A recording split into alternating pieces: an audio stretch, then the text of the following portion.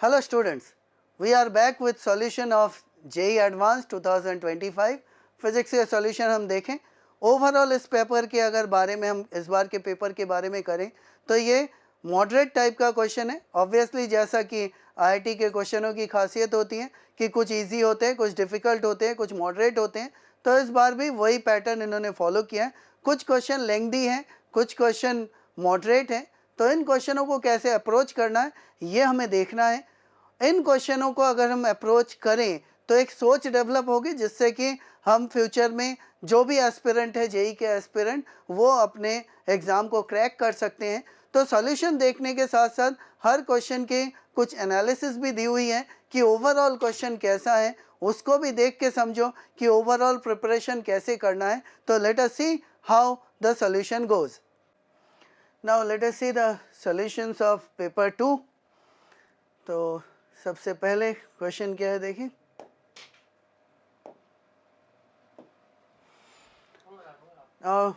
Temperature difference is generate EMF in some material as be the EMF produced per unit temperature। तो S जो है वो EMF produced per unit temperature है। तो EMF को मैं V से रिप्रेजेंट कर रहा हूँ, टेम्परेचर K से रिप्रेजेंट कर रहा हूँ, तो S ये है। Sigma is the electrical conductivity, sigma electrical conductivity है, तो हमें ये पता है current density is equal to sigma times field. Current density को हम लिख सकते हैं I अपॉन ए और equal to sigma. Electric field को हम लिख सकते हैं फोर्स अपॉन चार्ज, तो फोर्स अपॉन चार्ज को हम लिख सकते हैं current into time, this will give a sigma. और क्या कहा गया है, electrical K is the thermal conductivity of the material. तो हीट करंट का एक्सप्रेशन अगर हम लिखते हैं तो heat current rate of flow of heat D Q by D T is equal to K into area. Delta theta is change in temperature, उसको capital K से denote कर रहे हैं, और अपॉन एल। तो यहाँ से अब हमें फाइंड आउट क्या करना है, the dimensional formula of the quantity Z equal to S square sigma upon K. तो z is S square sigma upon thermal conductivity K. तो इसे अगर हम यहाँ पुट करें v square upon K square, sigma को हम लिख सकते हैं I square T upon A F upon K है। तो यहाँ से इस अपॉन के मतलब 1/k को हम लिख सकते हैं A into temperature difference upon L D Q by D T, that is rate of flow of heat जो है, तो T यानी टाइम को लिख सकते हैं अपॉन डी क्यू, यहाँ पर हीट यानी एनर्जी, एनर्जी को हम वर्क के टर्म्स में लिख सकते हैं, फोर्स इंटू डिस्प्लेसमेंट करके भी लिख सकते हैं। तो उसके फॉर्म में अगर मैं लिख दूँ, this is F into L, यहाँ एल स्क्वायर और ये एरिया ये भी कैंसिल आउट हो जाएगा। तो 1/k की वैल्यू जो है वो k इंटू टी के बराबर है। तो यहाँ से एक k एलिमिनेट होगा, v स्क्वायर जो है that is EMF, EMF is work done per unit charge, work done per unit charge उसका स्क्वायर है, वर्क यानी F इंटू एल का square per unit charge, I into T तो उसका square I square T square, यहाँ पे denominator में K मौजूद है, और यहाँ I square T square upon area into force है। तो ये I square T square eliminate होगा, ये एल स्क्वायर और एरिया ये एलिमिनेट होगा, और अच्छा यहाँ पर 1/k में एक KT अपॉन F है, ये F छूट गया है, हम इसको यहाँ पर लिख दें F, तो ये नीचे F स्क्वायर है, this F square and F square is also eliminated, 1/k बन गया, यानी k टू द पावर -1 है। यानी बाकी सभी dimension M L T I ये सभी ज़ीरो है और K -1 है। यहाँ पर हम ऑप्शन में देख सकते हैं MLTI ये सब 0 है, k की पावर -1 है, तो करेक्ट ऑप्शन जो है दैट इज बी। इसकी एनालिसिस देख लें तो type of question single choice type है, score 0। Direct theory formula based obviously है, लेकिन काफ़ी सारे अलग अलग थ्योरी और फार्मूले की ज़रूरत है। मल्टीपल कॉन्सेप्ट हैं, मल्टीपल चैप्टर से फार्मूला हमें पता होना ज़रूरी है, सो इट स्कोर्स 1। लेंथी नहीं है, शॉर्ट है, इजी है, इट इज़ 0। मिसलीडिंग आंसर कुछ नहीं है, इट इज़ ऑल्सो 0। तो overall score of this question is 2। Next question यहाँ पे देखें, 2 कोएक्सियल कंडक्टिंग सिलेंडर है, सेम लेंथ L है, रेडियस एक का √2r इनर का और आउटर का जो रेडियस है वो 2r है। They are kept as shown in figure 1। The charge on the inner cylinder is Q, inner cylinder पे Q चार्ज दिया गया है, and outer cylinder is grounded.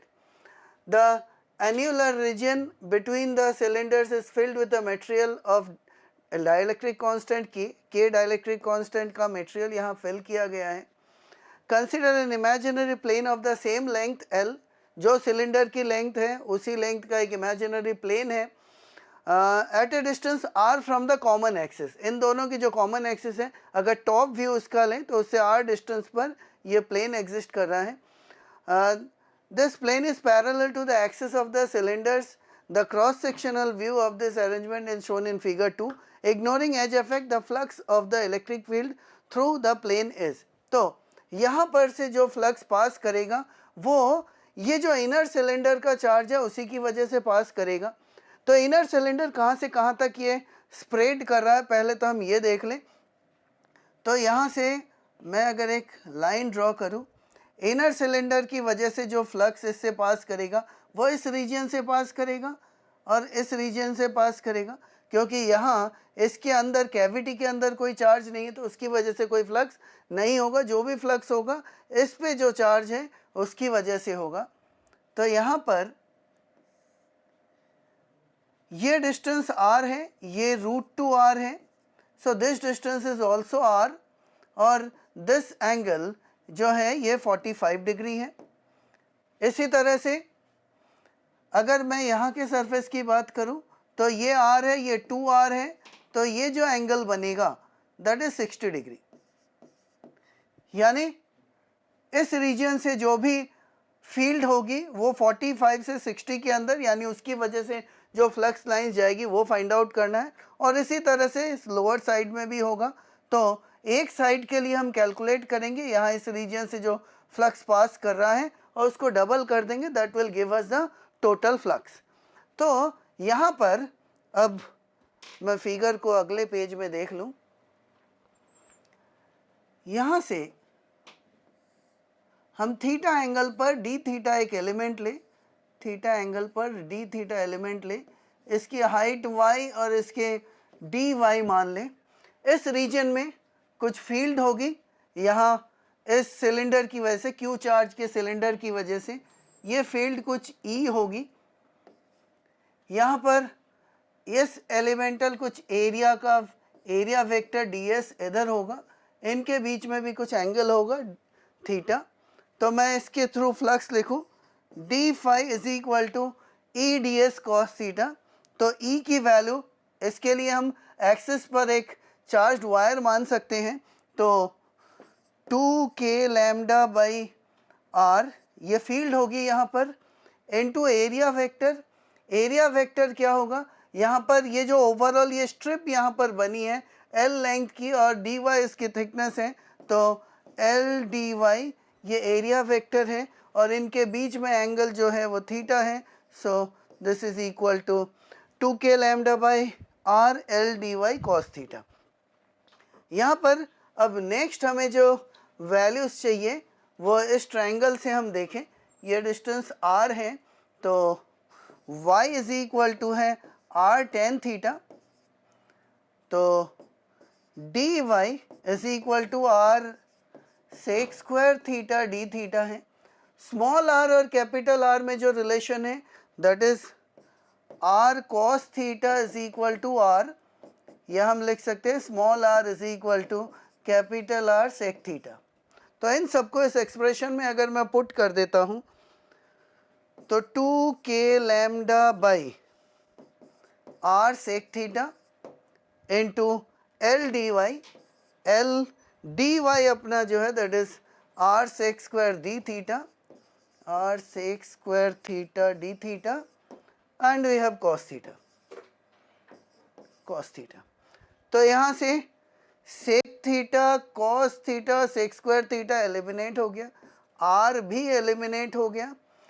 Lambda into L, जो लैम्डा इंटू एल है वो total charge इस पे है जो कि क्यू के बराबर है, तो इसे हम लिख सकते हैं 2k क्यू, और कि लैम्डा एल क्यू हो गया 2k क्यू डी थीटा।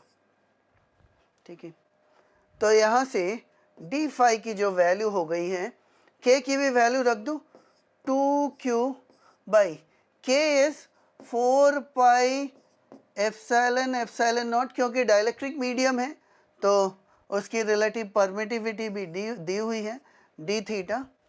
अब हमें टोटल फ्लक्स निकालना है, हम एक के लिए निकालें और डबल कर दें तो total flux is twice of integration D phi, तो 2 into 2q by 4 pi epsilon epsilon naught D theta. D theta की वैल्यू हमने देखा ये एंगल 45 से 60 तक वेरी कर रहा है, 45 से 60 यानी पाई बाई 4 से लेकर पाई बाई 3 तक, तो यहाँ से 2 2 4 ये कैंसिल होगा। ई की वैल्यू जो है यानी डाइलेक्ट्रिक कांस्टेंट जो पर रिलेटिव वाला वो 5 दिया हुआ है, तो इसको हम लिख सकते हैं q by 5 pi epsilon epsilon naught, D theta का इंटीग्रेशन थीटा है, लिमिट पुट कर दें तो pi by 3 minus pi by 4, pi by 3 minus pi by 4 यानी ये हो जाएगा पाई बाई 12, तो q बाई 4 ये e की वैल्यू तो हमने रख दी है, q by 5 pi epsilon naught into pi by 12, ये पाई भी एलिमिनेट हो जाएगा, so it comes out to be q by 60 epsilon not. तो q बाई 60 एप्सिलॉन नॉट हमारे ऑप्शन सी में है, तो सी अपना करेक्ट ऑप्शन है। ओवरऑल क्वेश्चन में देखें तो गॉस लॉ पे बेस्ड क्वेश्चन है, थोड़ा कैलकुलेशन है, नथिंग एक्स्ट्रा। तो इसकी अगर हम ओवरऑल रेटिंग देखें, ओवरऑल इस क्वेश्चन के लिए अगर देखें सिंगल चॉइस क्वेश्चन है तो it scores 0। Based on direct theory formula based नहीं है, स्मॉल ट्विस्ट है, डायरेक्ट थ्योरी बेस्ड वैसे भी नहीं होते। सेम चैप्टर है, मल्टीपल कोई कॉन्सेप्ट नहीं है, सेम चैप्टर से क्वेश्चन है। लेंथ ऑफ स्टेटमेंट सॉल्यूशन थोड़ा लॉन्ग है तो मॉडरेट इसको कह सकते हैं, और कोई मिसलीडिंग ऑप्शन नहीं है, तो overall score of the question is 2। Next question जैसे कि फिगर से ही देख सकते हो, समथिंग रिलेटेड टू SHM और to be precise angular SHM है। तो एक रॉड है जिसमें L लेंथ का रॉड है, 2 स्प्रिंग है, अलग अलग डिस्टेंसेस पे है, और इसमें सेम डिस्टेंस पे 2 स्प्रिंग लगी हुई है। तो इसको अगर हम थोड़ा एंगुलर डिस्प्लेसमेंट दें हिंज पॉइंट के अबाउट, थीटा एंगल डिस्प्लेस करें, तो ये जो स्प्रिंग होगी ये कंप्रेस होगी, that will be equal to L theta, और ये जो स्प्रिंग है ये स्ट्रेच होगी और ये स्ट्रेचिंग होगी L बाई 2 इंटू थीटा। तो स्ट्रेचिंग अगर होगी तो इसकी वजह से इसमें फोर्स इधर लगेगा, और इसमें भी इसके कंप्रेशन की वजह से फोर्स इधर लगेगा, तो इन दोनों की वजह से इसमें टॉर्क लग रहा होगा। तो फर्स्ट फिगर में अगर हम देखें कि टॉर्क कितना लग रहा है, टॉर्क इज इक्वल टू, इसके लिए अगर पहले वाले के लिए लिखें तो k L theta into L plus इसकी वजह से k L by 2 theta into L by 2, तो यहाँ से ये हो गया 5 by 4 k L square theta, ये टॉर्क लग रहा है। इस टॉर्क की वजह से अब इसमें एंगुलर एसएचएम होगा, और चूंकि एंगुलर डिस्प्लेसमेंट के अपोजिट डायरेक्शन में है टॉर्क, तो इसको हम लिख सकते हैं minus of I alpha. First case में इसको हम अल्फा 1 कह दें, तो alpha 1 is equal to minus 5k_L² by 4i into theta. तो ये यहाँ से हम लिख सकते हैं angular frequency omega 1 is equal to √5k_L² upon 4i। ये फर्स्ट केस में है। अब इसी तरह से सेकंड केस को अगर हम देखें, तो इसको अगर हम थोड़ा डिस्प्लेस करें, तो ये वाली स्प्रिंग कंप्रेस होगी तो फोर्स इधर लगाएगी, दूसरी स्प्रिंग स्ट्रेच होगी तो ये भी फोर्स इधर लगाएगी। तो यहाँ पर अब जो टॉर्क है that is equal to twice of KL/2 theta, ये तो फोर्स हो गया, इंटू L/2, तो यहाँ पर ये हो गया KL²/2 into theta. This is equal to, rod तो वही है आई अल्फा 2 और डायरेक्शन अपोजिट है तो माइनस और लगा दे, तो यहाँ से alpha 2 is equal to minus KL² upon 2i into theta. तो यहाँ से angular frequency omega 2 is equal to √KL²/2i। तो ये इनकी एंगुलर फ्रीक्वेंसी है। फ्रीक्वेंसी का रेशियो और एंगुलर फ्रीक्वेंसी का रेशियो सेम होगा, तो f1/f2 that is equal to omega 1 omega 2 by 2 तो कैंसिल आउट हो जाएगा, इज इक्वल टू, अब जो चीज़ें कॉमन है उनको तो हटा दें, KL²/i, रूट के अंदर KL²/i तो कॉमन है। यहाँ जो बचा है न्यूमरेटर में √5/4 और यहाँ डिनोमिनेटर में √1/2, so this is equal to √5/4 5/2। तो अपना सी ऑप्शन जो है वो सही है।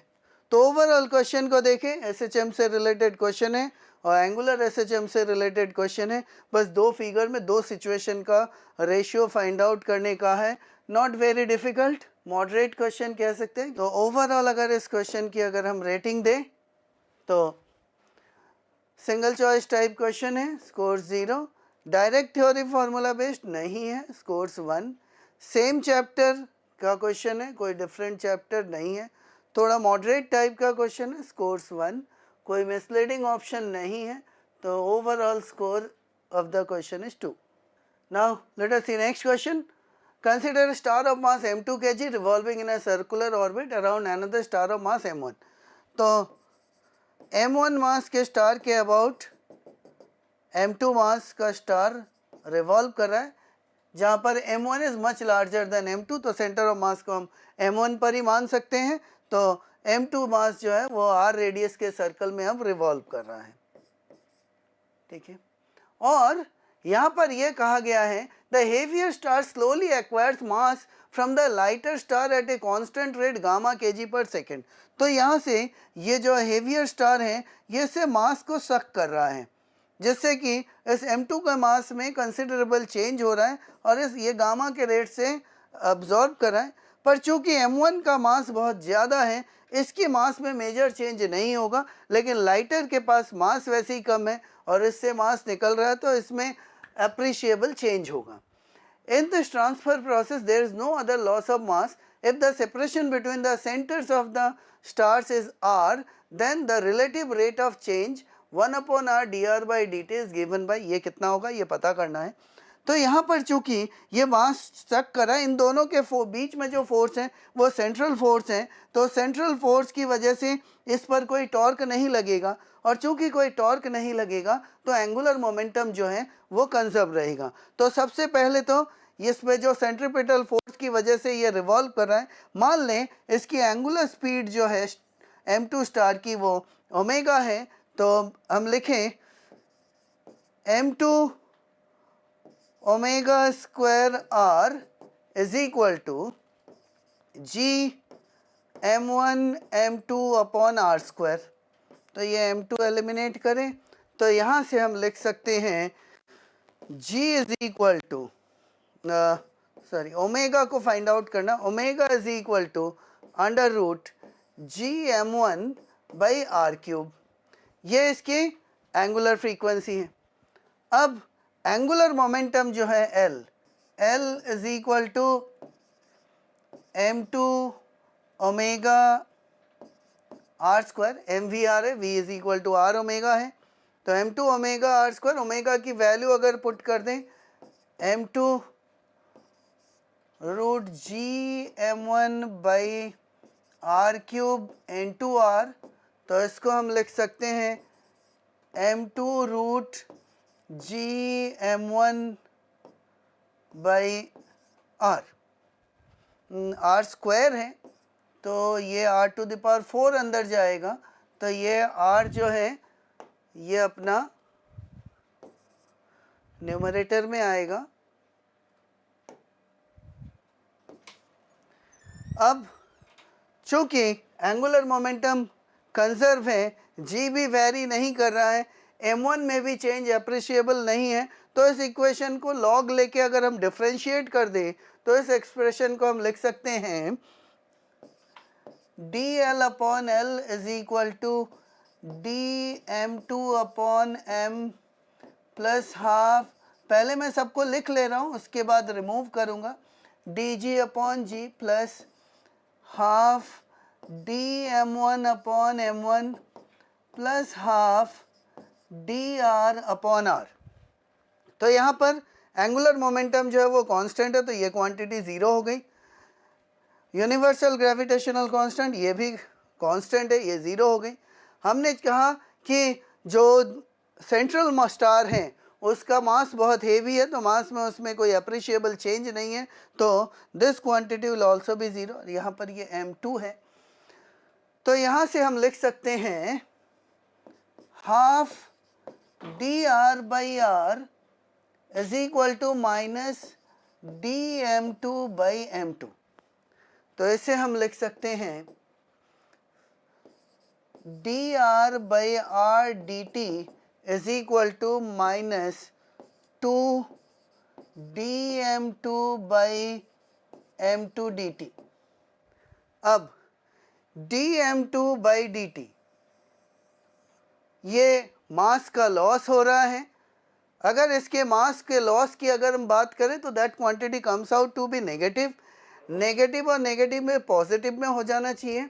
मतलब मैं अगर इसे एक्चुअली में लिखूं it is 2 by m2 into minus gamma, तो ये 2 गामा बाई m2 होना चाहिए, तो ये 2 गामा बाई m2 होना चाहिए, पर प्लस में कोई ऑप्शन नहीं है, यानी कांस्टेंट रेट ये गामा को हम ये एज्यूम कर लें कि ये नेगेटिव में ये लॉस ही हो रहा है, ऑलरेडी साइन इंक्लूड करके वैल्यू है, तो फिर ये एक्सप्रेशन जो है वो माइनस 2 गामा बाई m2 है, तो बेस्ट पॉसिबल ऑप्शन यहाँ पर जो है वो B है, so B is our correct answer. Overall इस क्वेश्चन में अगर देखें तो एक तो इसमें ग्रेविटेशन का कॉन्सेप्ट है और एक इसमें कंजर्वेशन ऑफ एंगुलर मोमेंटम का कॉन्सेप्ट है, तो दो कॉन्सेप्ट इंक्लूडेड हैं इसमें, दो डिफरेंट चैप्टर के। तो ओवरऑल रेटिंग की अगर हम बात करते हैं तो लेट अस सी, सिंगल चॉइस क्वेश्चन है, थोड़ा कंफ्यूजिंग भी है, ऑप्शन सही ऑप्शन एक्चुअली में नहीं है, तो ओवरऑल इसको हम 1 स्कोर दें। डायरेक्ट थ्योरी फार्मूला बेस्ड नहीं है, सेम चैप्टर नहीं, डिफरेंट चैप्टर के कॉन्सेप्ट हैं, मॉडरेट क्वेश्चन है, बहुत इजी भी नहीं है, मिसलीडिंग ऑप्शन ये तो है, लेकिन ओवरऑल हम इसे भी ज़ीरो ही देंगे क्योंकि और कोई ऑप्शन नहीं है, तो the overall score of the question is 4। तो नेक्स्ट क्वेश्चन देखें क्या कह रहा है। A positive point charge of 10 to the power minus 8 coulomb is kept at a distance of 20 centimeter from a neutral conducting sphere of radius 10 centimeter. The sphere is then grounded and the charge on the sphere is measured. The grounding is then removed and subsequently the point charge is moved away by a distance of 10 centimeter further away from the center of the sphere along the radial direction. 1/4 pi epsilon naught की value लेने कही गई है। अब different option है, क्या क्या है देख लें उन्हें। Before the grounding the electrostatic potential of the sphere, charge flowing from the sphere to the ground because of grounding, after the grounding is remove the charge on the sphere कितना है ये पूछा है, the final electrostatic potential of the sphere ये क्या है ये पूछा है। तो यहाँ पर अगर हम अब इसके डायग्राम को ड्रॉ करें तो एक कंडक्टिंग स्फीयर है और इससे कुछ डिस्टेंस पर एक चार्ज रखा हुआ है। इस चार्ज की वजह से यहाँ पर कुछ नेगेटिव चार्ज माइनस क्यू आई इंड्यूस होगी, अदर साइड में प्लस क्यू आई इंड्यूस होगी, तो ओवरऑल तो ये इलेक्ट्रिकली न्यूट्रल है तो नेट चार्ज ज़ीरो होगा। तो यहाँ पर अगर इसके सेंटर की बात करें तो इस सेंटर पर जो पोटेंशियल होगा वो इस चार्ज की वजह से होगा और इस इंड्यूस चार्ज की वजह से होगा। तो ये डिस्टेंस सेंटर और क्यू के बीच में एल है। तो फर्स्ट केस में अगर हम पोटेंशियल की बात करें तो इस चार्ज की वजह से पोटेंशियल कितना सेंटर पे के क्यू बाई एल, और यहाँ इंड्यूस चार्ज नेट जो है वो चार्ज ज़ीरो है तो इसकी वजह से पोटेंशियल सेंटर पे ज़ीरो होगा क्योंकि ये सारा चार्ज जो है वो सरफेस पर है। तो यहाँ पर अगर हम अब इसकी वैल्यू देखें k is 9 into 10 to the power 9 into Q जो है वो 10 टू द पावर -8 है, अपॉन जो ये डिस्टेंस है ये 20 सेंटीमीटर यानी 0.2 मीटर है। तो यहाँ से हम लिख सकते हैं 90 अपॉन 0.2 और 900/2 और 450 वोल्ट। तो 450 वोल्ट पहले पोटेंशियल है इसकी अर्थिंग वगैरह करने से पहले, तो before the grounding electrostatic potential is 450 volt. ये पहला ऑप्शन, ए ऑप्शन करेक्ट है। अब इसकी इसमें जो चार्ज इंड्यूस होगा उसके अकॉर्डिंग अगर हम देखें charge flowing from the sphere to the ground, अब इसकी अर्थिंग करें, इसकी अगर अर्थिंग करेंगे तो अर्थिंग करने पर इसका पोटेंशियल जो है वो ज़ीरो हो जाएगा और ये जो चार्ज है ये फ्लो कर जाएगा, ये फ्री चार्ज जो है वो फ्लो कर जाएगा और बाउंड चार्ज यहाँ पर पड़ा रहेगा।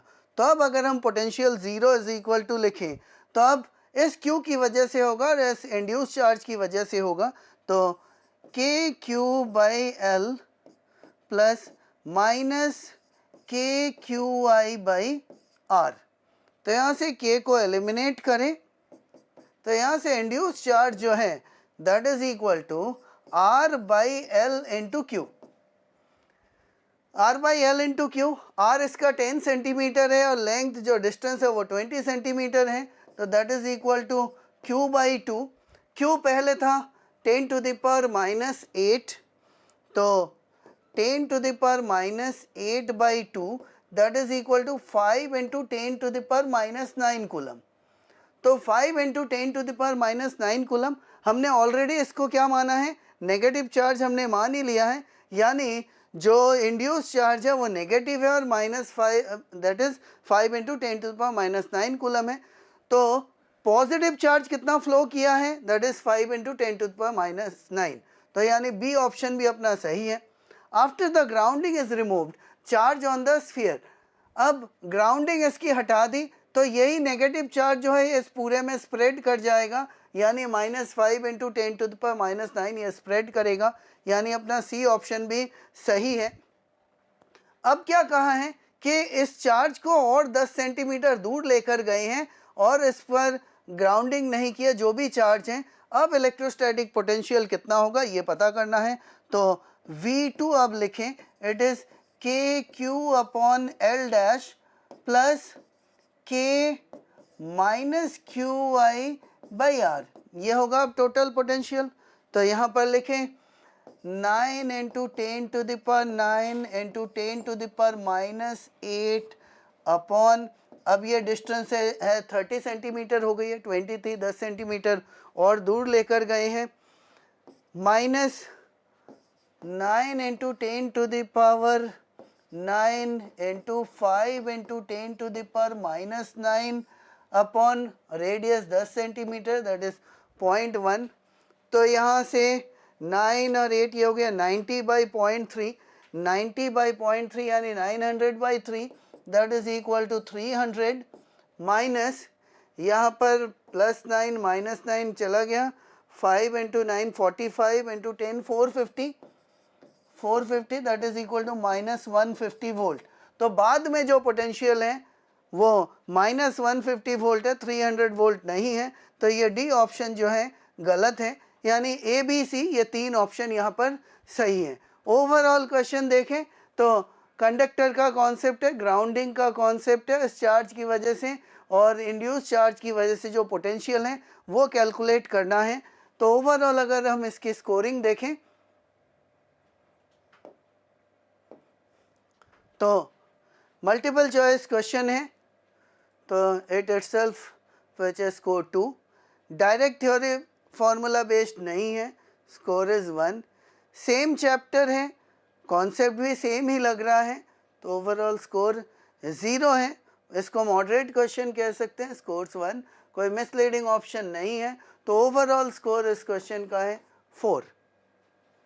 अब क्या कहा है, 2 identical concave mirrors each of focal length f are facing each other as shown in the diagram.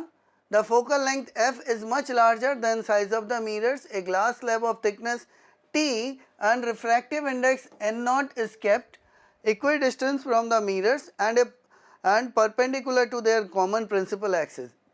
Monochromatic point source of light यहाँ पर रखा हुआ है at the center of the slab on the principal axis और such that image is formed on the object itself. Image object पे form करना है, मतलब पाथ को रिट्रेस करना है।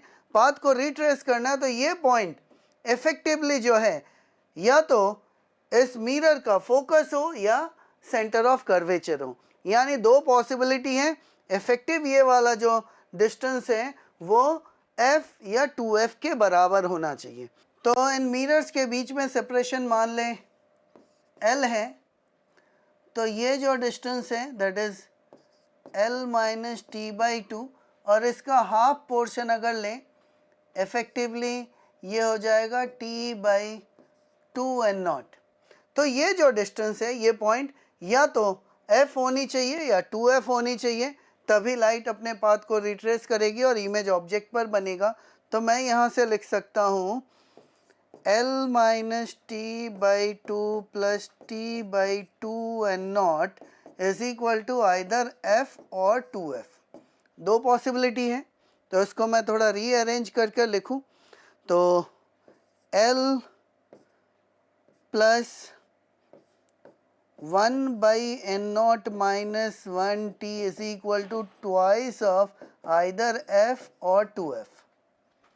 तो यहाँ से l इज इक्वल टू लिख सकते हैं 2 आइदर 2 और 2f plus 1 minus 1 by n0 into T.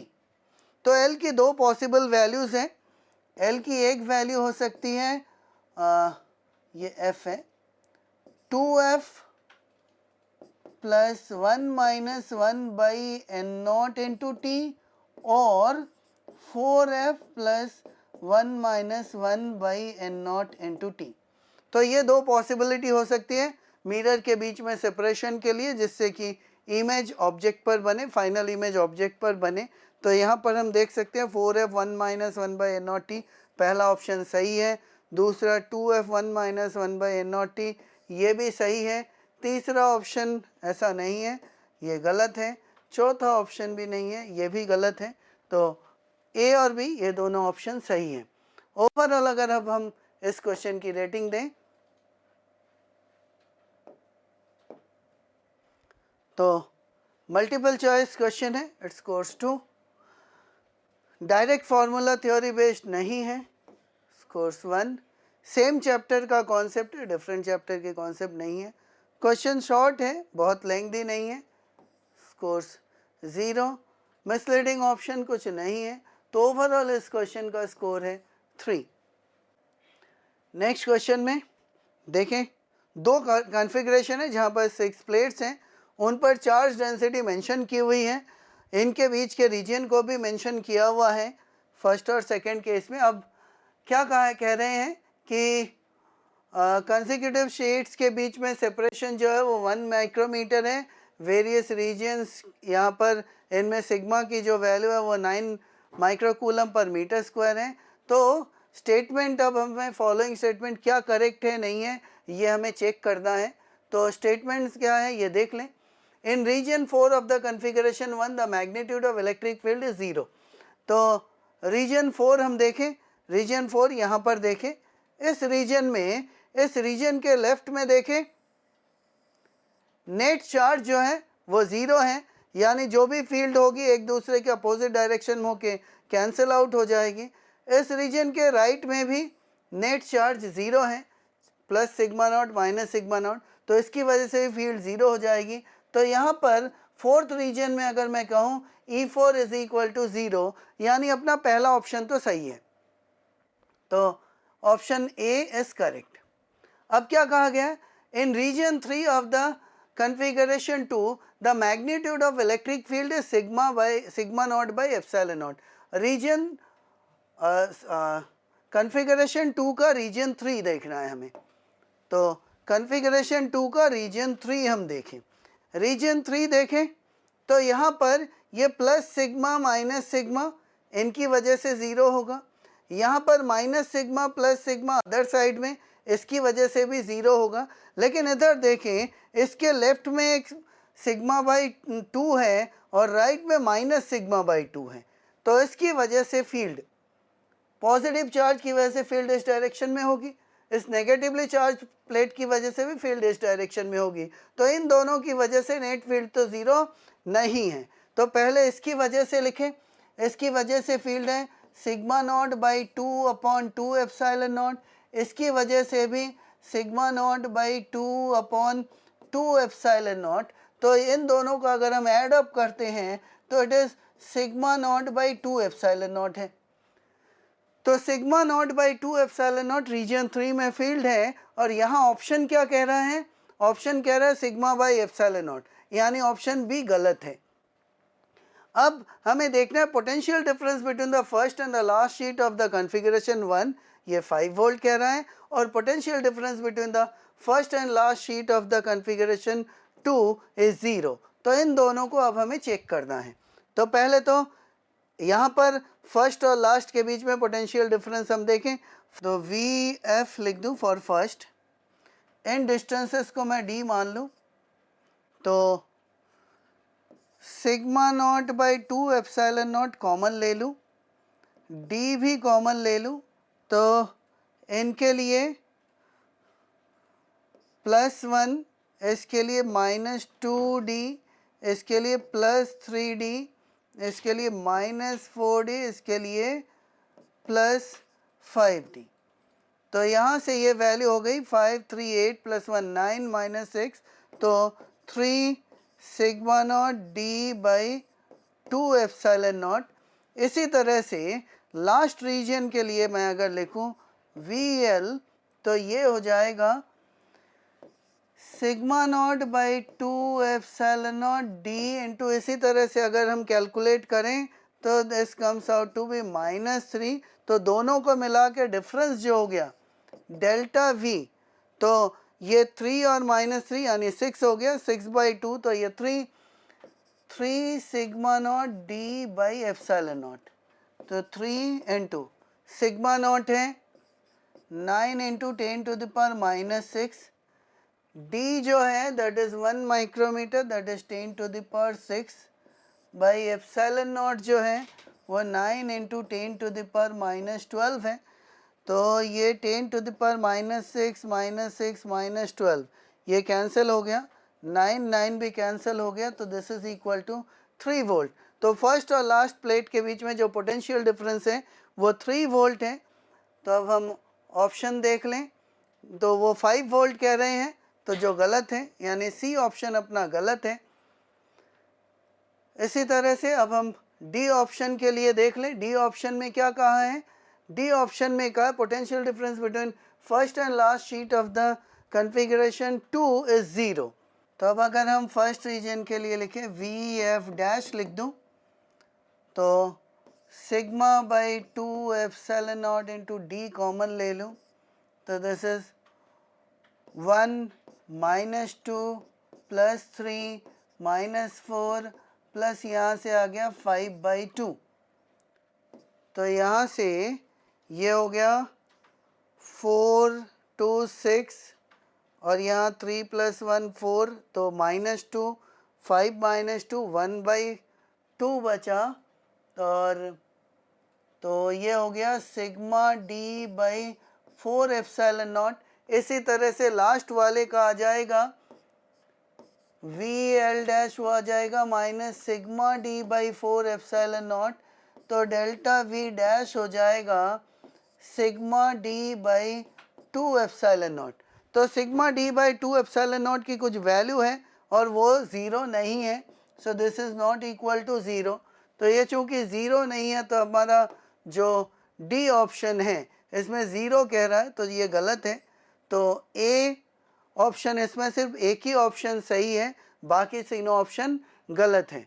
तो एमसीक्यू होने के बावजूद सिर्फ सिंगल चॉइस करेक्ट है। तो इसकी ओवरऑल रेटिंग अगर देखें, एमसीक्यू टाइप क्वेश्चन है तो score is 2। Direct theory formula नहीं है, स्मॉल ट्विस्ट है, स्कोर्स 1। सेम चैप्टर का कॉन्सेप्ट है, मल्टीपल चैप्टर का कॉन्सेप्ट नहीं है। मॉडरेट क्वेश्चन है, स्कोर्स 1। और कोई मिसलीडिंग ऑप्शन नहीं है तो it scores 4। Next question, the efficiency of a Carnot engine कहा गया है। हॉट रिजर्वर जो है वो 1000 केल्विन पे रखा है, 1000 केल्विन पे है, इसकी एफिशिएंसी 0.4 है। It extracts 150 joule of heat as per cycle from the hot reservoir. The work extracted from this engine is being fully used to run a heat pump. तो हीट इंजन और heat pump दोनों का ही concept यहाँ पर लग रहा है। तो पहले हम हीट इंजन को देख लें क्या कहा है।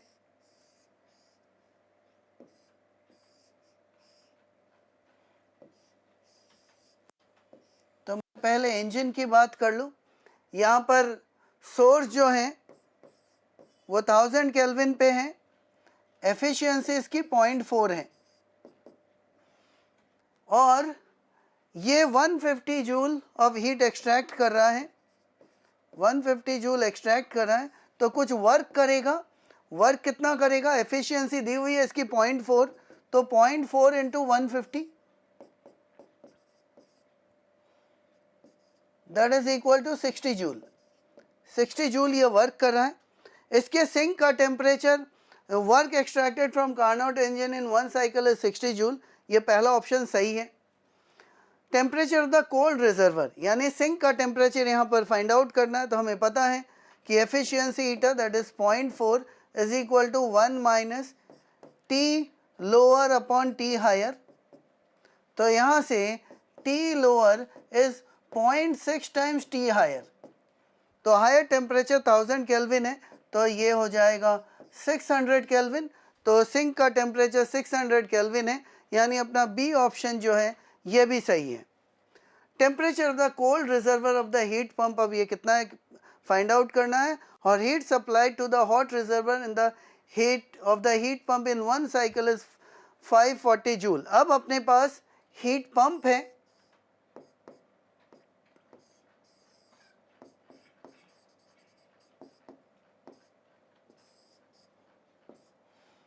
जिसमें इसका परफॉर्मेंस जो दिया हुआ है दैट इज 10। तो परफॉर्मेंस 10 दिया हुआ है, तो इसमें 60 जूल का वर्क आ रहा है, 60 जूल का वर्क आ रहा है। तो ये जो हीट एक्सट्रैक्ट करेगा यहाँ से, इसके जो लो टेम्परेचर का सोर्स है वहाँ से हीट जो एक्सट्रैक्ट करेगा that is 10 times 60 joule, that is 600 joule इसको एक्सट्रैक्ट करेगा। ये लोअर टेम्परेचर पे टी एल डैश कह दूँ और यहाँ पर ये हायर टेम्परेचर पे है टी एच डैश। तो अब हमें इसके परफॉर्मेंस के अकॉर्डिंग अगर देखें तो performance beta is equal to T higher upon T higher minus T lower. यहाँ पर और क्या दिया हुआ है कि जो हीट पंप है हॉट रिजर्वर का टेम्परेचर जो है वो 300 केल्विन है। तो यहाँ पर मैं लिखूँ 10 is equal to 300 upon 300 minus T L. तो यहाँ से मैं लिख सकता हूँ 3000 minus 10 T L is equal to 300। तो यहाँ से हम लिख सकते हैं 2700 is equal to 10 T L और T L is equal to 270 kelvin. तो 270 केल्विन ये टेम्परेचर है, इसके सोर्स का टेम्परेचर है। तो temperature of the cold reservoir of the heat pump is 270 kelvin, ये भी सही है। अब heat supply to the hot reservoir of the heat pump in one cycle, यहाँ से 600 जूल आ रहा है, यहाँ से 60 जूल आ रहा है, तो यहाँ जो हीट सप्लाई हो रहा है that is 660 joule and not 540 joule. तो अपना डी ऑप्शन गलत है, तो options A B C are correct. Overall यहाँ पर देखें तो हीट इंजन और हीट पंप दोनों के कॉन्सेप्ट लग रहे हैं, एफिशिएंसी और परफॉर्मेंस इन दोनों का कॉन्सेप्ट लग रहा है। तो ओवरऑल अगर हम स्कोर देखें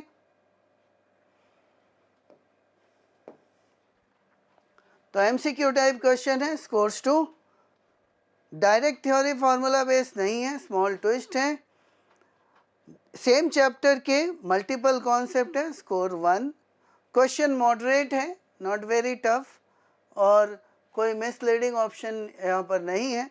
तो ओवरऑल स्कोर जो है इसका वो है 5। Now let us see next question, क्या कह रहा है? A conducting solid sphere of radius r and mass m carries a charge q. The sphere is rotating about an axis passing through its center with uniform angular speed omega. तो एक sphere है, solid sphere है, omega की angular speed से घूम रहा है और इसका रेडियस कुछ r है, मास कुछ m है और कंडक्टिंग स्फीयर है, तो चार्ज तो सिर्फ इसके सरफेस पर ही है। अब क्या कहा गया है कि the ratio of magnitudes of magnetic dipole moment to the angular momentum about the same axis is given as alpha q by 2, हम अल्फा की वैल्यू फाइंड आउट करनी है। तो यहाँ पे जो चार्ज डिस्ट्रीब्यूशन है उसकी वजह से एक करंट होगा, ये घूम रहा है, तो ये करंट की वजह से एक मैग्नेटिक मोमेंट भी होगा। तो यहाँ पर हम एक एन्यूलर रिंग कंसिडर करें, थीटा एंगल पर, थीटा एंगल इधर से ले ले, थीटा एंगल पर डी थीटा, और ये आर है, तो इस रिंग का जो रेडियस होगा that will be equal to R cos theta, R sine theta, R sine theta radius है। यहाँ पर ये कुछ स्ट्रिप जो है इसकी विड्थ जो है that is are D theta. तो इस रिंग की वजह से जो मैग्नेटिक मोमेंट होगा उसे मैं डी म्यू लिख दूँ, D mu is equal to A into D I. तो एरिया इसका कितना है, that is pi into square of radius, that is R square sine square theta into D I. Strip पे जो चार्ज है उसकी वजह से कुछ करंट होगा, तो स्ट्रिप पे चार्ज कितना है उसे लिख लें, सिग्मा इंटू स्ट्रिप का एरिया, वो कितना, that is 2 pi R sine theta into R D theta. ये हो गया उस पे चार्ज अपॉन टी, टी जो है that is 2 pi by omega, 2 पाई और यहाँ पर ओमेगा लिख दूँ, सिग्मा को भी पुट कर दूँ, sigma is Q by 4 pi R square, तो इस सिग्मा की जगह लिख दूँ Q upon 4 pi R square. तो यहाँ से जो क्वांटिटी एलिमिनेट हो रही है वो करें, यहाँ से 2 पाई कैंसिल होगा, ये आर स्क्वायर कैंसिल होगा और एक यहाँ से पाई कैंसिल होगा, तो बचेगा क्या, दैट इज इक्वल टू 1/4, यहाँ से बचा आर स्क्वायर, एक वहाँ बचा ओमेगा और यहाँ पर बचा साइन क्यूब थीटा। ठीक, तो टोटल अगर इसके मैग्नेटिक मोमेंट को अगर कैलकुलेट करें तो mu is equal to 1/4 R square omega integration of sine cube theta, D theta भी है अपना, sine cube theta D theta, और इंटीग्रेशन जो है वो 0 से पाई तक है। तो साइन क्यूब थीटा का इंटीग्रेशन 0 से पाई तक, इसकी वैल्यू 4/3 है, तो 1/4 आर स्क्वायर, ये ओमेगा है, R square omega into 4/3, so it is equal to 1/3 R square omega. एक क्यू भी है, Q यहाँ पर हम मिस कर चुके हैं तो Q लिख दूँ, Q भी है ये वाला, तो ये हो जाएगा Q/3 r² ओमेगा। ये इसका हो गया मैग्नेटिक मोमेंट। इसका angular momentum L that is equal to I omega. Solid sphere का उसके एक्सिस के about moment of inertia that is 2/5 mr² into omega. तो अब हमें रेशियो चाहिए किसका मैग्नेटिक डाइपोल मोमेंट म्यू और एंगुलर मोमेंटम का। तो मैग्नेटिक जो डाइपोल मोमेंट है that is 1/3 QR² omega upon 2/5 mr² omega. तो ये r² ओमेगा तो एलिमिनेट होगा और ये हो जाएगा 5/3 इंटू Q/2m। तो ये 5/3 यही वो अल्फ़ा है, तो यहाँ से लिख सकते हैं अल्फ़ा इज इक्वल टू 5/3। तो 5/3 यानी ये हो जाएगा 1.67। तो अल्फ़ा की वैल्यू जो होगी दैट इज़ 1.67। तो यहाँ पर भी अब दो चैप्टर का कॉन्सेप्ट लग रहा है, एक मैग्नेटिक डाइपोल मोमेंट कैलकुलेट करना और दूसरा एंगुलर मोमेंटम का कॉन्सेप्ट। तो यहाँ से इस क्वेश्चन को अगर हम स्कोर करें तो ये न्यूमेरिकल टाइप क्वेश्चन है, score is 1। Formula based direct तो नहीं है, स्मॉल ट्विस्ट भी है, स्कोर इज़ 1। डिफरेंट चैप्टर के कॉन्सेप्ट लग रहे हैं, स्कोर इज़ 1। क्वेश्चन मॉडरेट है, स्कोर इज़ 1 और कोई मिसलीडिंग ऑप्शन नहीं है, तो ओवरऑल स्कोर जो है वो इस क्वेश्चन का 4 है। नेक्स्ट क्वेश्चन क्या कह रहा है, a hydrogen atom initially at rest in its ground state absorbs a photon of frequency nu1 and ejects electron with kinetic energy 10 electron volt. तो इलेक्ट्रॉन जो निकला उसकी एनर्जी 10 इलेक्ट्रॉन वोल्ट है और न्यू फ्रीक्वेंसी की फोटोन को absorb किया है। तो यहाँ पर जो फोटोन की टोटल एनर्जी है, एक तो आयनाइजेशन एनर्जी जितनी एनर्जी चाहिए हाइड्रोजन के लिए दैट इज़ 13.6 इलेक्ट्रॉन वोल्ट और इलेक्ट्रॉन के पास 10 इलेक्ट्रॉन वोल्ट की काइनेटिक एनर्जी भी है। तो पहले फोटोन की जो एनर्जी है दैट इज़ 23.6 इलेक्ट्रॉन वोल्ट। अब क्या कहा गया है, the electron then combines with a positron at rest to form a positronium atom. Positronium atom क्या है, यह हाइड्रोजन जैसा ही एटम है जिसके अब प्रोटॉन की बजाय इक्वल मास का पॉजिट्रॉन है, तो centre of mass in between है। ऐसे पॉजिट्रोनियम एटम के लिए जो आयनाइजेशन एनर्जी होती है या ग्राउंड स्टेट की एनर्जी होती है दैट इज़ -6.8 इलेक्ट्रॉन वोल्ट, जो हाइड्रोजन की है उससे जस्ट हाफ। तो -6.8 इसके ग्राउंड स्टेट की एनर्जी है। तो simultaneously emits a photon of frequency nu2.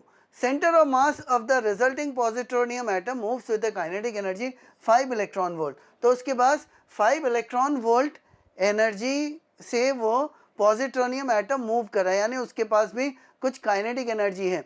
It is given that positron has same mass that is electron, ये सारी बातें कही गई है। In which electron positron orbit around their centre of mass considering no energy loss during the whole process the difference between the two photon energies is. अब 10 electron volt का तो electron आया और ये कंबाइन हुआ पॉजिट्रोनियम के साथ और एक फोटोन एमिट किया, तो टोटल एनर्जी अभी जो अवेलेबल है वो 10 इलेक्ट्रॉन वोल्ट तो एनर्जी इलेक्ट्रॉन के पास थी और -6.8 इलेक्ट्रॉन वोल्ट हो गई, तो 6.8 इलेक्ट्रॉन वोल्ट की और एनर्जी आ गई, तो ये हो गई है 16.8 इलेक्ट्रॉन वोल्ट। ये टोटल एनर्जी है, इसमें से 5 electron volt energy positronium atom के पास रह गई। तो जो फोटोन निकला उसकी एनर्जी कितनी, तो energy of photon is 16.8 electron volt -5 electron volt that is equal to 11.8 electron volt. तो जो फोटोन निकला उसकी एनर्जी जो है वो 11.8 इलेक्ट्रॉन वोल्ट की है।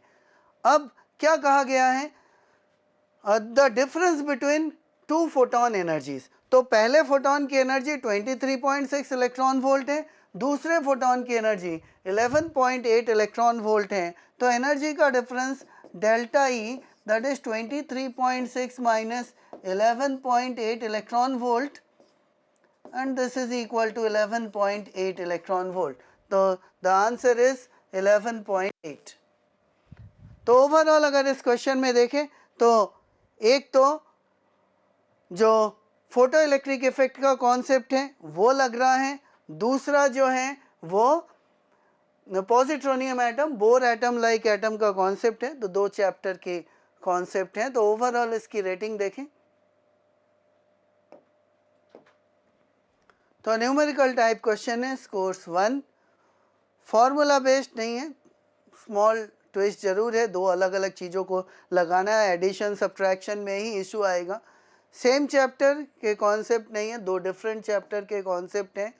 बहुत शॉर्ट क्वेश्चन है जो बहुत ज़्यादा लेंथी नहीं है। हाँ, कुछ चीज़ें याद भी रखनी पड़ेगी तब इजीली होगा, कोई मिसलीडिंग ऑप्शन नहीं है। तो ओवरऑल स्कोर इसका है 3। Now let us see next question. Ideal monoatomic gas n mole है जो WXYZW इस साइकिल में मूव कराना है, WXYZW। इनको मैं 1 2 3 एंड 4 कह दूं और consecutive adiabatic and isobaric quasistatic processes as shown in the figure. यहाँ पर देख सकते हैं कि ये जो YZ है या WX है ये एडियाबैटिक प्रोसेस है और VT ग्राफ दिया हुआ है। तो VT ग्राफ में isobaric process straight line passing through origin होती है। तो XY और ZW ये आइसोबारिक प्रोसेस है। The volume of the gas at WXY points दी हुई है। W पर इसका वॉल्यूम कितना है? W पर है 64 सेंटीमीटर क्यूब, X पर है 125 सेंटीमीटर क्यूब और Y पर है 250 centimetre cube. If the absolute temperature of the gas is TW at point W, इस TW को, ये W पर टेम्परेचर है, TW को हम आगे से T1 भी रिप्रेजेंट करेंगे और ये कहा गया है nRTW is equal to 1 joule. nRTW is equal to 1 joule ये कहा गया है। ठीक है। The amount of heat absorbed by the gas along the path XY, XY path में कितना हीट एब्जॉर्ब होगा हमें ये फाइंड आउट करना है। तो ये जो पाथ है ये आइसोबारिक प्रोसेस का पाथ है। तो यहाँ पर जो हीट एब्जॉर्ब होगी ये हमें फाइंड आउट करना है। तो delta Q XY is equal to NCP delta T। Delta T मतलब यहाँ पर NCP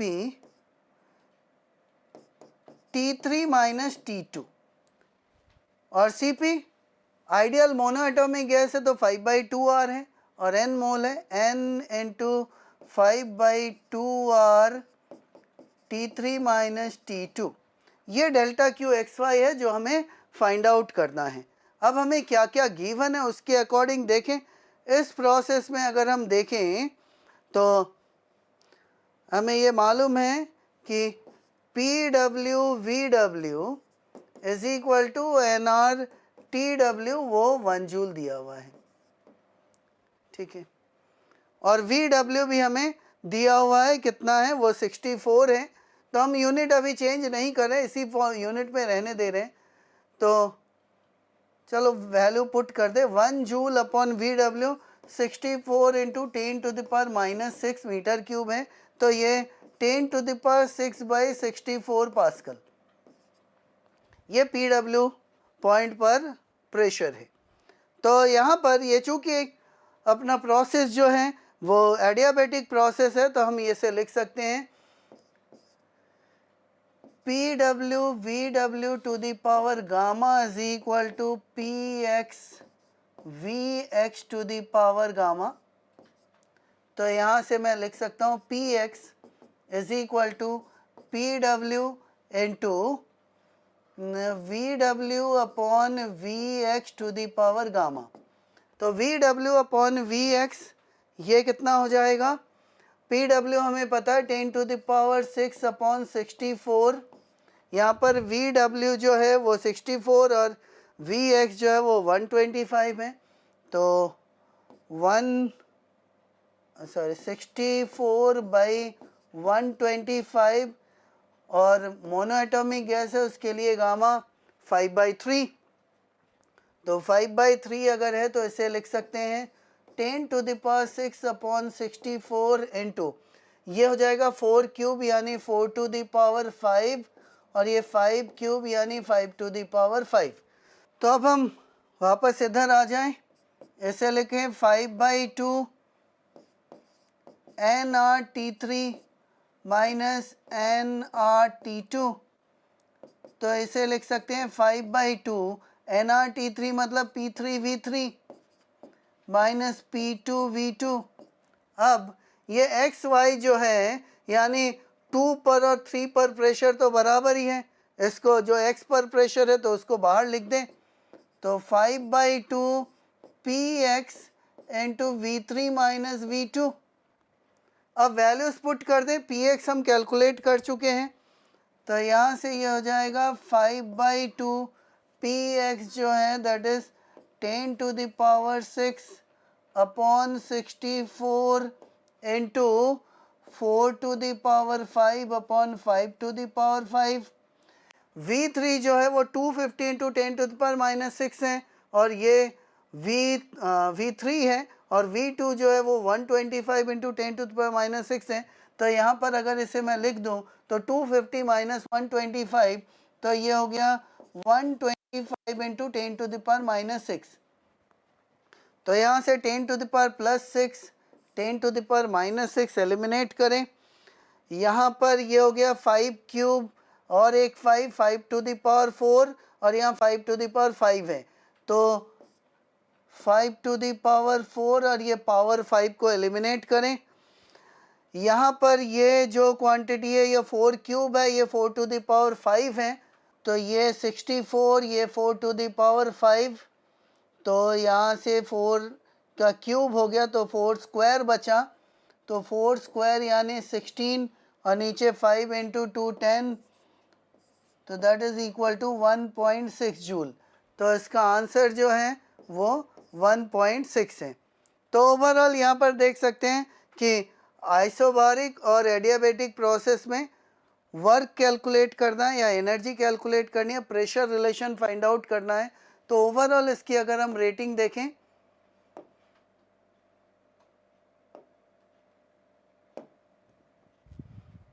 तो न्यूमेरिकल टाइप्स क्वेश्चन है, score is 1। Direct theory formula based नहीं है और स्कोर्स 1। सेम चैप्टर का कॉन्सेप्ट है, डिफरेंट का नहीं है। Length of statement solution moderate है, स्कोर इज़ 1। कोई मिसलीडिंग ऑप्शन नहीं है तो ओवरऑल इसका स्कोर जो है that is 3। Next question, a geostationary satellite is above the equator is orbiting around the earth. तो ये अर्थ है,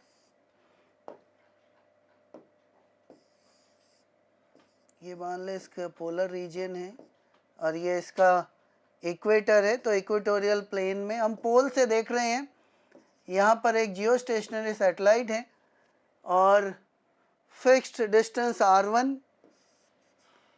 r1 डिस्टेंस पे ये जियो स्टेशनरी सैटेलाइट है।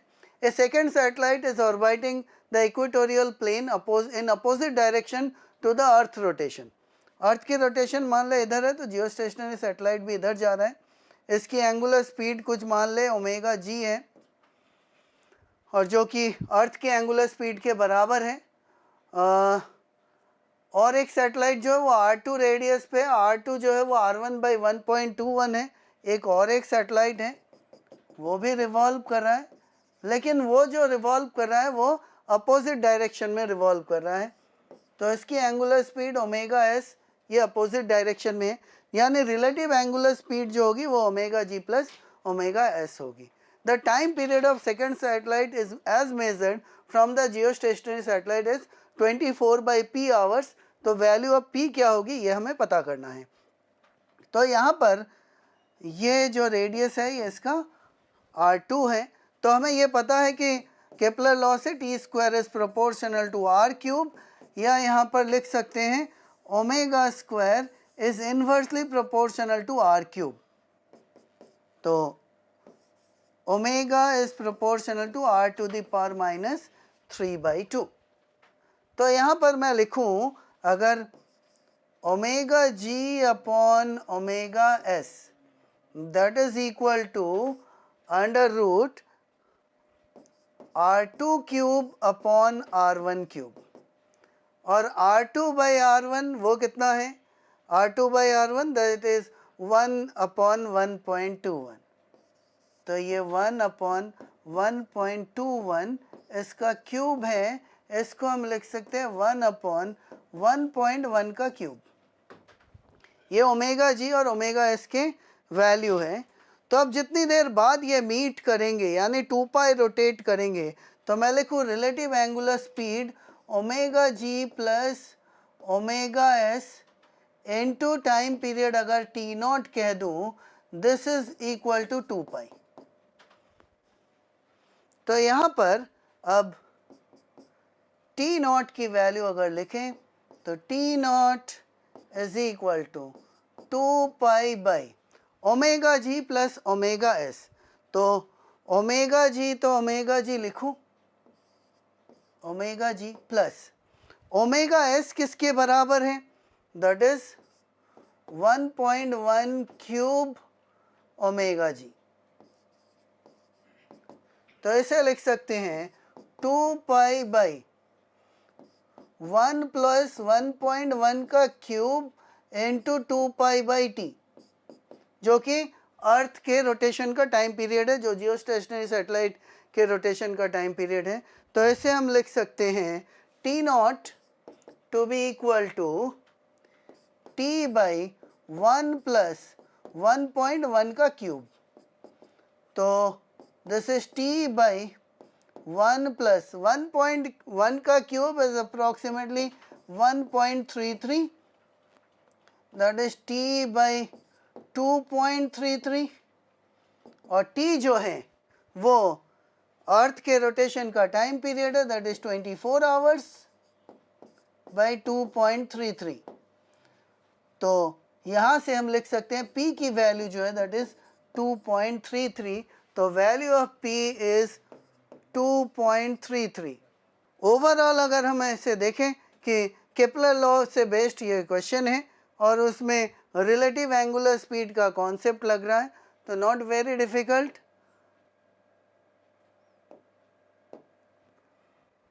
तो न्यूमेरिकल टाइप क्वेश्चन है, scores 1। Direct theory formula based नहीं है, स्कोर इज 1। सेम चैप्टर का कॉन्सेप्ट है और मॉडरेट कैलकुलेशन है, मिसलीडिंग ऑप्शन नहीं है। तो ओवरऑल इसका स्कोर जो है दैट इज 3। नेक्स्ट क्वेश्चन क्या है, the left and right compartments of A thermally isolated container of length L length का कंटेनर है, थर्मली कंडक्टिंग मूवेबल पिस्टन है जिसका कुछ एरिया गिवन है, A इसका एरिया है, और क्या कहा है, the left compartment of the piston is attached bye spring जिसका स्प्रिंग कांस्टेंट कुछ K है, और इसकी नेचुरल लेंथ जो है वो 2L/5 यानी 0.4L है। 0.4L इसकी नेचुरल लेंथ है, लेकिन ये स्ट्रेच होके ये 0.5L हो चुका है, यानी इसकी जो स्ट्रेचिंग है दैट इज 0.1L के बराबर है, या यूं कह दे L/10 के बराबर है। In thermodynamic equilibrium, the piston is at a distance L/2 from the left and right edges of the container. Under the above condition, if the pressure of the right container is KL/A into alpha, then value of alpha find out करना है। इसमें left और right में ideal gas fill की हुई है, 3/2 मोल इसमें है लेफ्ट कंपार्टमेंट में, और राइट कंपार्टमेंट में 1 मोल है। लेफ्ट कंपार्टमेंट में हम प्रेशर मान ले P1 है, राइट कंपार्टमेंट में प्रेशर P2 है। तो अगर हम यहाँ पर इक्विलिब्रियम वाले सिचुएशन में देखें तो स्प्रिंग स्ट्रेच होने की वजह से एक फोर्स लग रहा है, KX फोर्स लग रहा है। इस P2 की वजह से भी इधर कुछ फोर्स लग रहा है P2 इंटू ए, और इस P1 की वजह से राइट में फोर्स लग रहा है P1 इंटू ए। इक्विलिब्रियम होने के लिए नेट फोर्स 0 होना है, तो यहाँ से हम लिखें P1A is equal to P2A plus KX, तो P1 is equal to P2 plus KX by A।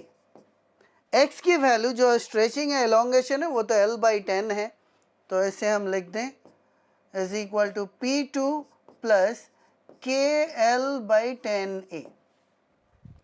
अब यहाँ पर प्रेशर चूँकि P1 P2 है और ये कंडक्टिंग बाउंड्री है, तो टेम्परेचर दोनों तरफ सेम होगा, तो हम इसके प्रेशर का रेशियो अगर हम लिखना चाहें तो P1 वॉल्यूम दोनों तरफ सेम है, P1V is equal to N1RT upon P2V ये अपॉन N2RT है, तो RT VV कैंसिल हो जाएगा, तो P1/P2, ये P1/P2 जो है यहाँ पर 3/2 मोल गैस है, इधर 1 मोल है, तो P1/P2 3/2 है, तो P1 is equal to 3/2 P2 है। तो यहाँ पर अब अगर हम देखें राइट कंपार्टमेंट में प्रेशर जो P2 है उसको P कहा गया है, तो हम यहाँ पर लिखें 3/2 P2 minus P2 is equal to KL/10A, तो यहाँ से ये हो गया हाफ P2, तो हाफ, तो 2 उधर ले जाएं, तो P2 is equal to 2KL/10A, that is equal to 1/5 KL/A। तो अल्फ़ा की वैल्यू जो है वो 1/5 है, alpha is equal to 1/5, that is equal to 0.2, तो अल्फ़ा की वैल्यू 0.2 है। ओवरऑल अगर हम इस क्वेश्चन की रेटिंग देखें तो न्यूमेरिकल टाइप क्वेश्चन है, score 1, direct theory formula based नहीं है, स्मॉल ट्विस्ट है, स्कोर 1। यहाँ पर अगर अब हम कॉन्सेप्ट देखें तो क्या सेम चैप्टर के कॉन्सेप्ट लगे हैं या डिफरेंट चैप्टर के लगे हैं, वो देख लें। तो यहाँ पर ये जो स्प्रिंग कांस्टेंट है इसका एक कॉन्सेप्ट लग रहा है, माइनर कॉन्सेप्ट है, KX वाले फोर्स का कॉन्सेप्ट लग रहा है, और बाकी प्रेशर का है, और हीट एंड थर्मोडायनेमिक्स में PV इक्वल टू nRT वाला कॉन्सेप्ट है, तो 2 चैप्टर के कॉन्सेप्ट हैं। तो ओवरऑल हम इसे इसमें कह सकते हैं 2 डिफरेंट चैप्टर के कॉन्सेप्ट हैं। मॉडरेट क्वेश्चन है, कोई मिसलीडिंग ऑप्शन नहीं है, तो ओवरऑल स्कोर जो है दैट इज़ 4। तो वेव ऑप्टिक्स का यंग्स डबल स्लिट एक्सपेरिमेंट का क्वेश्चन है। तो यहाँ पर क्या कहा गया है, 2 glass wages A and B ये रखे हुए हैं, having refractive indices 1.7 and 1.5। A का रिफ्रैक्टिव इंडेक्स जो है वो 1.7 है, B का जो है वो 1.5 है। तो डिफरेंट ऑप्टिकल मीडियम से लाइट गुजर रही है, तो कुछ ऑप्टिकल पाथ डिफरेंस क्रिएट होगा। The separation between the slits given है and the shortest distance between slits and screen is 2 metre, ये गिवन है। थिकनेस ऑफ द कॉम्बिनेशन, ये टोटल थिकनेस जो है वो 12 माइक्रोमीटर दिया हुआ है, और L की वैल्यू ये जो लेंथ है ये 1 mm दिया हुआ है। तो neglect any refraction effect of slanted interference due to the combination of the wedges, central maxima shift। तो सेंट्रल मैक्सिमा कहाँ पर होती है, जहाँ टोटल पाथ डिफरेंस 0 होता है। तो यहाँ पर एक ऑप्टिकल पाथ डिफरेंस होगा और एक ज्योमेट्रिकल पाथ डिफरेंस होगा। तो पहले हम ऑप्टिकल पाथ डिफरेंस कैलकुलेट कर लें। इस डायग्राम को हम थोड़ा एनलार्ज करके बनाएं।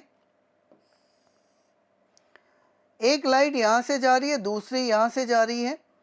इस डिस्टेंस को मैं इस मीडियम में, जो B मीडियम है 1.5 वाला, इसमें ये x मान लेते हैं और ये y मान लेते हैं। चूँकि ये दोनों डिस्टेंस 1 mm है और ये 2 mm है, तो यहाँ पर x और y जो है वो इंटरचेंज हो जाएगा, ये x हो जाएगा और ये y हो जाएगा। अब x और y की वैल्यू कितनी है ये देख लें। ये अपना 1 mm है, ये 3 mm है और ये 4 mm है। तो यहाँ पर हम लिख सकते हैं ये टोटल जो है ये 12 mm है, ठीक है। तो यहाँ से हम लिख सकते हैं x/12 इज इक्वल टू 1/4। तो x की वैल्यू 3 mm हो गई,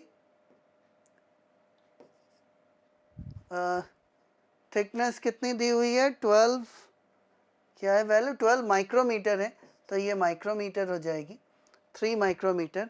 ये अगर 3 माइक्रोमीटर है तो बाकी बचा 9 माइक्रोमीटर, तो y की वैल्यू हो गई है 9 माइक्रोमीटर। अब इस मीडियम में लाइट डिफरेंट पाथ ट्रेवल करी है, इस मीडियम में लाइट डिफरेंट पाथ ट्रेवल करी है, तो इनका ऑप्टिकल पाथ डिफरेंस कितना होगा ये फाइंड आउट कर ले। तो optical path difference OPD is equal to, पहली वाली लाइट के लिए हम कैलकुलेट करें mu minus 1 that is 1.5 minus 1 into 3 micrometre और प्लस 1.7 माइनस 1 इंटू 9 माइक्रोमीटर। ये एक्स्ट्रा पाथ चली लाइट जो इस पाथ से आ रही है ऊपर वाले पाथ से, नीचे वाले से जो आ रही है उसका पाथ अलग है, तो डिफरेंस क्रिएट करना है। तो minus 1.5 minus 1 into 9 micrometre plus 1.7 minus 1 into 3 micrometre. तो टोटल पाथ डिफरेंस कितना हो गया, यहाँ 0.5 इंटू 3 यानी 1.5 और यहाँ 7.7 इंटू 9।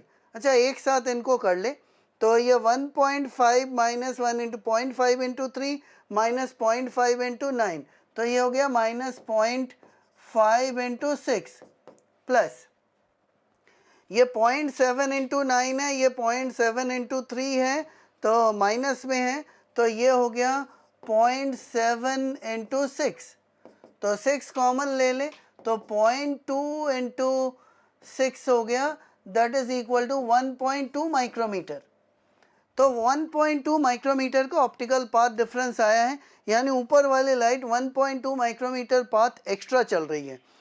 तो अब हमें सेंट्रल मैक्सिमा चाहिए, तो यहाँ पर कुछ, चूँकि ये ऊपर वाली लाइट एक्स्ट्रा चल चुकी है तो ऑप्टिकल पाथ डिफरेंस क्रिएट हुआ है, तो यानी अब इसको शिफ्ट करना पड़ेगा, यहाँ कहीं नीचे शिफ्ट करेगी।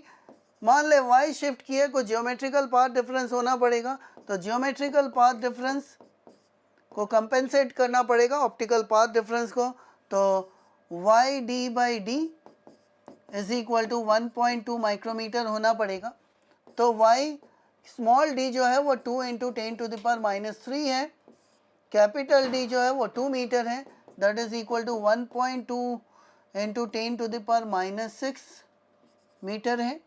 तो ये 2 कैंसिल हो गया, 10 टू द पावर -3 प्लस 3 होकर चला गया, तो y is equal to 1.2 millimetre है, यानी सेंट्रल मैक्सिमा जो है वो 1.2 मिलीमीटर शिफ्ट करेगी, तो ये 1.2 मिलीमीटर शिफ्ट करेगी, तो आंसर होगा 1.2। ओवरऑल इस क्वेश्चन को देखें तो ये यंग्स डबल स्लिट एक्सपेरिमेंट का क्वेश्चन है, जहाँ पर ऑप्टिकल पाथ डिफरेंस का कॉन्सेप्ट लग रहा है, ज्योमेट्रिकल पाथ डिफरेंस तो वैसे ही कैलकुलेट करते हैं, तो एडिशनली ऑप्टिकल पाथ डिफरेंस का कॉन्सेप्ट लग रहा है। ओवरऑल क्वेश्चन कैलकुलेशन थोड़ा लेंथी है, otherwise the question is easy. तो अगर हम इसके ओवरऑल स्कोर को देखें, न्यूमेरिकल क्वेश्चन है, score is 1, theory formula based direct नहीं है, स्कोर इज 1, सेम चैप्टर का कॉन्सेप्ट ही लग रहा है, स्कोर इज 0, मॉडरेट क्वेश्चन है, बहुत ज़्यादा लेंथी नहीं है, स्कोर इज 1, मिसलीडिंग ऑप्शन नहीं है। ओवरऑल इस क्वेश्चन का स्कोर जो है दैट इज 3।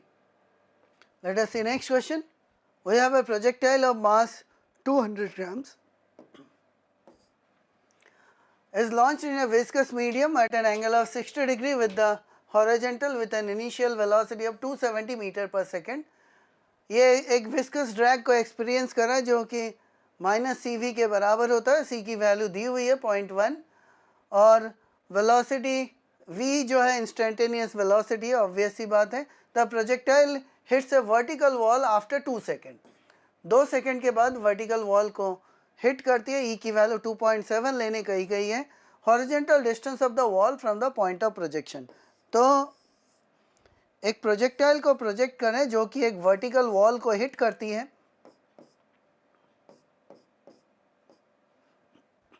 इसको 60 डिग्री एंगल पर कुछ u इनिशियल वेलोसिटी से प्रोजेक्ट किया गया है। किसी इंस्टेंट में इसकी वेलोसिटी v है और 2 सेकेंड बाद ये वॉल को हिट करती है और इनिशियल वेलोसिटी इसकी 270 मीटर पर सेकेंड दी हुई है। तो इस पर अगर ओवरऑल अगर हम फोर्स देखें, इसका एक्सेलरेशन वगैरह देखें, तो ma जो है वो mg प्लस f के बराबर है। ये दो फोर्सेस लग रहे हैं, तो हम एम ए को लिख सकते हैं mg plus cv minus cv। तो इसमें अब हमें x डायरेक्शन में कितना डिस्प्लेसमेंट है यही पूछा है। तो x डायरेक्शन में जो फोर्सेस लग रहे हैं हम सिर्फ उन्हीं की बात करें। mg तो वर्टिकल डायरेक्शन में लग रहा है, y डायरेक्शन में लग रहा है, तो इसे कंसीडर करने की ज़रूरत नहीं है। तो हम इसे लिखें m dvx upon dt is equal to minus cvx, ये हम लिख सकते हैं। तो यहाँ से अगर हम लिखें dvx upon vx is equal to minus c by M D T. c by M D T को अगर लिखे, c की वैल्यू तो 0.1 और m की वैल्यू 0.2 kg है, तो अगर हम उसके अकॉर्डिंग लिखें तो this is equal to minus 1/2 dt। इसको अगर हम इंटीग्रेट करते हैं, वेलोसिटी हॉरिजॉन्टल डायरेक्शन में इनिशियली ux थी, किसी इंस्टेंट में vx है, और टाइम अगर 0 से t लिखें तो इस इक्वेशन को लिख सकते हैं हम ln vx upon ux is equal to minus half t, या यहाँ से लिख सकते हैं vx is equal to ux e to the power minus t by 2। ये x डायरेक्शन में टाइम के साथ वेलोसिटी चेंज हो रही है। तो x डायरेक्शन में डिस्प्लेसमेंट को अगर हमें लिखना है तो इसे हम लिख दें dx बाई dt। तो dx बाई dt अगर लिख दें तो यहाँ से हम लिख सकते हैं dx is equal to ux e to the power minus t by 2 dt। तो यहाँ से x डायरेक्शन में डिस्प्लेसमेंट की अगर हम बात करें तो this is ux integration e to the power minus t by 2 dt, और ये 0 से 2 सेकेंड की बात हो रही है। तो यहाँ से हम लिख सकते हैं ux into e to the power minus t by 2 का इंटीग्रेशन अगर लिखें तो यहाँ से एक टर्म आएगा 2, और इसका integration e to the power minus t by 2, इसको माइनस और लिख दें, और ये 0 से 2। तो हम इसे लिख सकते हैं 2ux into 1 minus E to the power minus 1, या 2ux 1 minus 1 by E. ux जो है वो u cos 60 है, तो हम लिखें 2 इंटू 270 cos 60, cos 60 की value half, into 1 minus 1 by, ये हो गया e की वैल्यू 2.7 लेने का ही गई है 2.7, ये तो 2 कैंसिल होगा, तो 270 into 1.7 by 2.7 that is equal to 170 metre. यानी वॉल की जो यहाँ से डिस्टेंस है पॉइंट ऑफ प्रोजेक्शन से वो 170 मीटर है। तो आंसर इज 170। तो ओवरऑल इस क्वेश्चन में एक विस्कस फोर्स का कॉन्सेप्ट है और एक प्रोजेक्टाइल का कॉन्सेप्ट है, उसको यूज़ करते हुए कैलकुलेशन थोड़ा लेंथी है, otherwise question is not very difficult, it can be said moderate. तो ओवरऑल स्कोर अगर हम देखें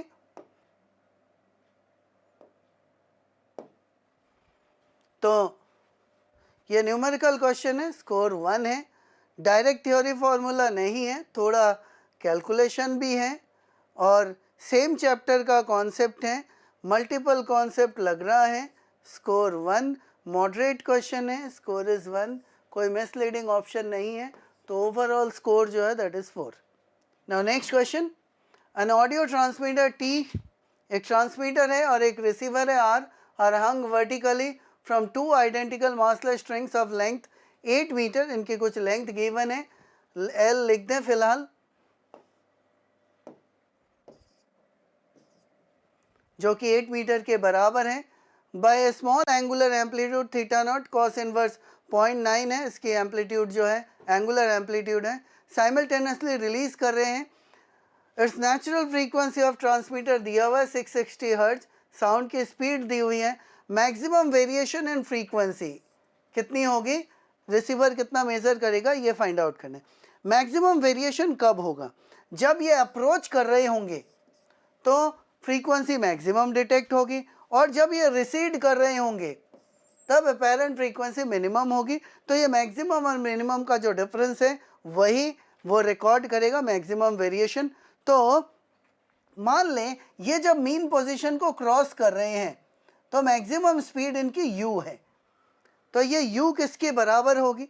अब u हमें पता करना है, तो इसकी कुछ एंगुलर स्पीड है, तो इसकी एंगुलर स्पीड और लीनियर स्पीड को अगर हम रिलेट करें, लीनियर स्पीड है मैक्सिमम स्पीड जो है u, that is equal to a omega, और a ओमेगा किसके बराबर होगा, इसका जो एम्पलीट्यूड है वो किसके बराबर होगा, that will be equal to l theta not.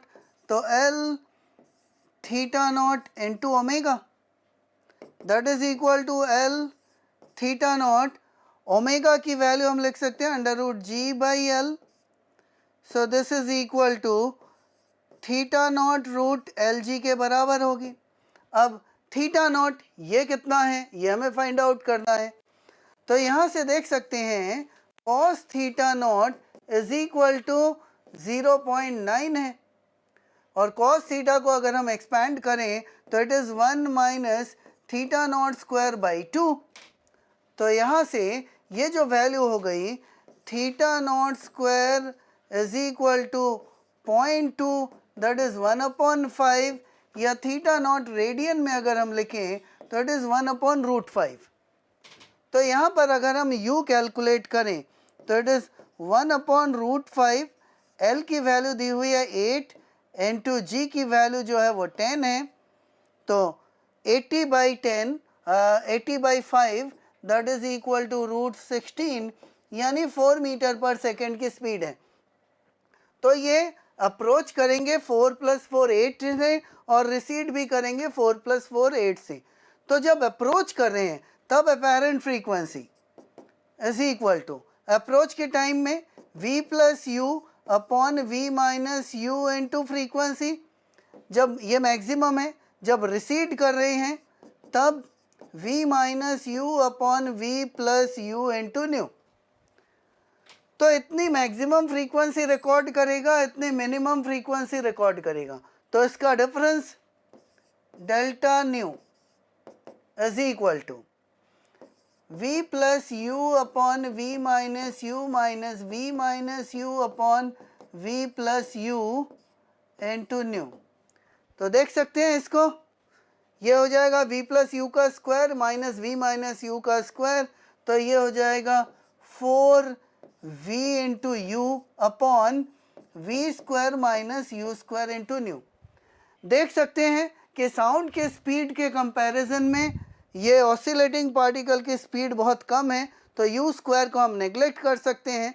तो u स्क्वायर को अगर हमने यहाँ नेग्लेक्ट कर दिया तो 4vu बाई वी स्क्वायर, तो this will become approximately 4u by v into nu. तो 4 इंटू 4, और स्पीड दी हुई है 330 इंटू फ्रीक्वेंसी दी हुई है 660, तो ये हो गया 16 into 2, that is equal to 32 hertz. तो डिटेक्टर जो maximum difference in frequency record करेगा दैट इज 32 हर्ट्ज. तो इस क्वेश्चन का आंसर जो होगा वो 32 होगा. तो यहाँ पर देख सकते हैं कि एक तो सिंपल हार्मोनिक मोशन का कॉन्सेप्ट लग रहा है, दूसरा डॉपलर इफेक्ट का कॉन्सेप्ट लग रहा है. तो दो चैप्टर के कॉन्सेप्ट हैं, मॉडरेट कैलकुलेशन है, नॉट वेरी डिफिकल्ट. तो ओवरऑल इसकी स्कोर देख लें.